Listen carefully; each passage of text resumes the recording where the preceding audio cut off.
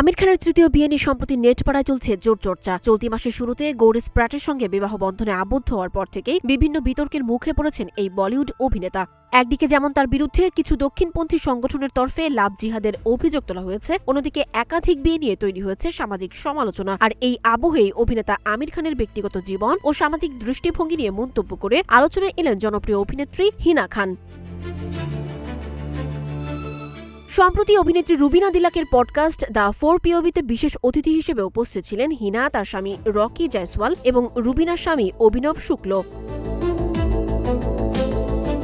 অনুষ্ঠানে তারকাদের ব্যক্তিগত জীবনের সঙ্গে তাদের কাজের প্রভাব নিয়ে আলোচনা চলছিল। রুবিনা যখন জানান যে দর্শক প্রায়শই তারকাদের ব্যক্তিগত জীবনের ওপরও ভিত্তি করে তাদের কাজ বিচার করেন, তখন হিনা পাল্টা প্রশ্ন তোলেন।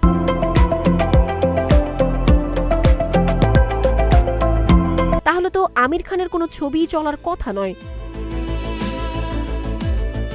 রুবিনা আমিরকে বিতর্কমুক্ত দাবি করলে হিনা সরাসরি প্রশ্ন করেন, তৃতীয় বিয়ে কি কোনো বিতর্ক নয়? সাধারণ মানুষ তো ভাববেই আবার বিয়ে, আগের জনকেও ছেড়ে দিলেন। তবে আমিরকে ব্যক্তিগতভাবে আক্রমণ না করে সমাজের মানসিকতা তুলে ধরে হিনা যোগ করেন, আমাদের সমাজে একের পর এক বিয়েকে খুব ভালো চোখে দেখা হয় না। হিনার কথার সঙ্গে সুর মিলিয়ে তার স্বামী রকি মন্তব্য করেন, শুধু একাধিক বিয়েই নয়, বিচ্ছেদকেও এই সমাজ সহজে মেনে নিতে পারে না।